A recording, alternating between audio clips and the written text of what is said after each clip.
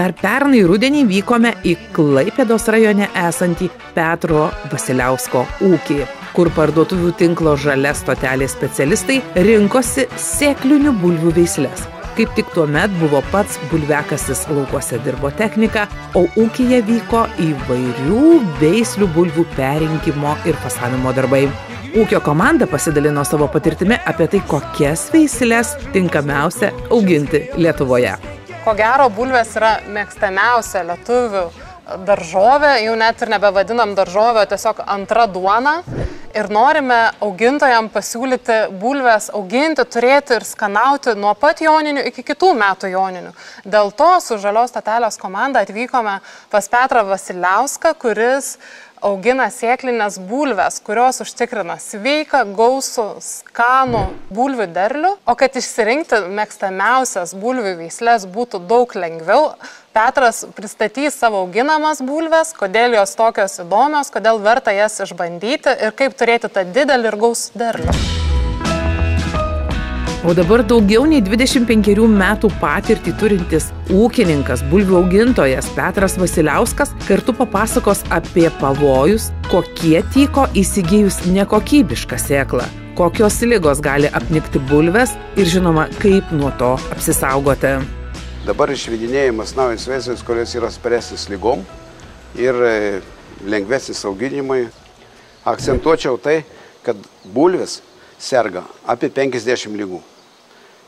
Ir didžioji dalis jų persiduoda per gumbus, per sėklą. Užtat labai svarbu sodinti yra švarę, gerą ir patikrintą sėklą, būtinai sertifikuotą. Kaip jūs savo ūkį auginate?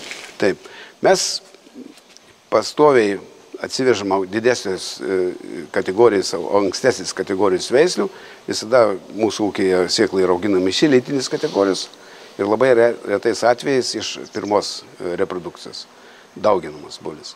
Didžioji problema yra virusinės ligos, kurias yra neįmanoma sukontroliuoti, galima tik tais jas konstatuoti.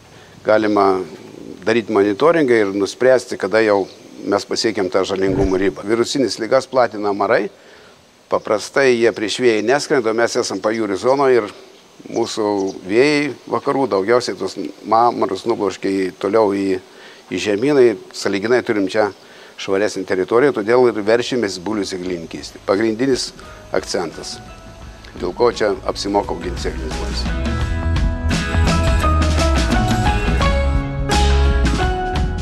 O sakykit, Petrai, kaip atsirenkate tas veisles, kurios atsiduria mūsų daržininkų lysvėse? Kiekvienais metais mes darom tokį eksperimentinį tyrimą. Parsivežam iki 30 naujų veislių ir atrinkinėjom jas maždaug palei skonį, palei tai, kas lietuviams patinka, veisles. Blogų veislių, arba kurios negalėtų būti, turi tokių neigiamų savybių, mes jų tiesiog atmetame ir neauginame. Bet vieną kitą veislę iš tų didžiulio kiekio užsikabino pas mus Lietuvoje. Tikrai. Ir dabar pati naujausia tendencija, pati naujausia veislė, tai ir kolomba. Jinai keičia visas praktiškai ankstyvus veislės, kurios buvo auginamos, daiginimai, po plėvele auginimai. Kolomba mūsų veislė konkuruoja su visom kitom. Vienareikšmiškai pritariu, mūsų augintojai taip pat dalinasi didžiulėmis bulvių nuotraukomis. Jūsų laukuose apsilankę taip pat matėme, kaip kolomba veislė tinka tiem, kurie nori nustebinti didžiu arba tingi skusti. Tai nusikasi vieną bulvę ir pietus ir vakarėlę visai šeimai čia ir dabar. Žinoma, neatsisakėme tų tradicinių veislių arba tapusių klasiką, kaip Vineta, Adora. Tas pats, taip pat jos žmonės mėgsta labai.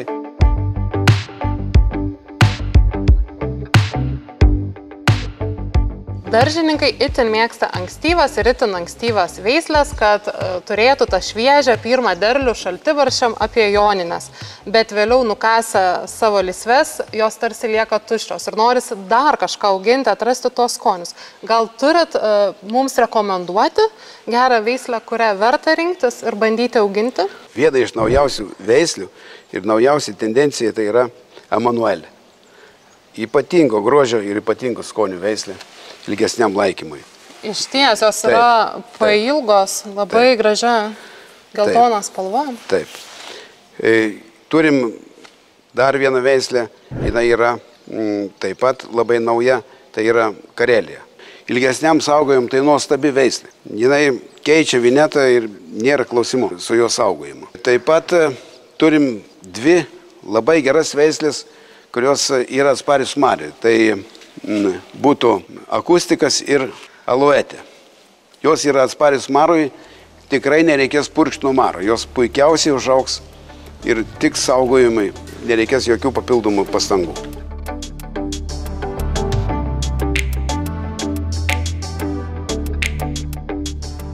Na, užsiauginę gausų ir skanų bulvių derlių, bei saugodami jas iki sekančio pavasario, norim pasigaminti galybę skanių patiekalų. Donata, ar padėsi mums susigaudyti veislių gausoje? Manau, pasistengsiu. Šiaip aktualiausias yra žiemos laikotarpį, tai yra vėlyvesnės vidutinio ankstyvumo ir vėlyvesnės brandos bulvės, kurias galima drąsiai saugoti ir naudoti, virti cepelinus, kepti žemaičius ir kėdainių blynus ar ne žiemos laikotarpiu. Tai ypatingai yra aktualu lietuviams, yra daugiausiai sukrentančios bulvės, tai yra kaip aloetė, kamelija, emanuelė. Manau, jau tikrai žinote, kad aloetė yra atspari marui, jinai yra, pasodinai ir pamiršai, žodžiu. Labai gera bulvė, ant tiek gera, kad jinai pati iš savęs auga ir jai nieko beveik priežiūros kaip ir nereikia.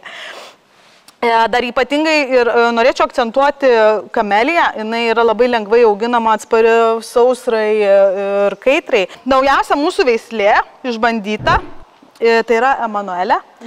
Šių metų atradimas, tikrai labai rekomenduojame, dėl to, kad jinai yra labai lygia odelė, švelnė, tokia malonumas netgi skusti, lygiai taip pat kaip ir aloetė, jinai tokia slystanti rankoje yra. Minkštas, švelnus minkštimas, sukrentančios, mūsų jau taip profesionaliai vadinamas BC tipas, kurios tikrai puikiai tiks visiems lietuviškiem patiekalam. Labiau mėgstantys pasikepti, pabandyti čipsus pakepti arba bulvytės orkaitėj, labai, sakykime, ar ne, tai labai tikrai tiktų kamelija, taip pat tiktų akustikas, kuri puikiai išlaiko savo formą. Išlaikantį savo formą, tai vadinasi, kai tu išverdi, pakratai puodą ir jinai nesukrenta, jinai nepasidaro kaip bulvių košė iš karto, tai ir išlieka bulvė, išlieka bulvė. Taip pat šiam tipui, kaip ir minėjau, kamelija, taip Karelija yra pereinantis tipas, jinai yra pakeičianti vinetą, tai jinai yra tinkanti tiek kepimui, tiek patiem lietuviškiam patiekalam. Na, o Donata, kurią veislę mums gali pavykti išlaikyti iki pat pavasario? Visas mūsų minėtos. Visas. Pradedam aloetę, baigiant kameliją.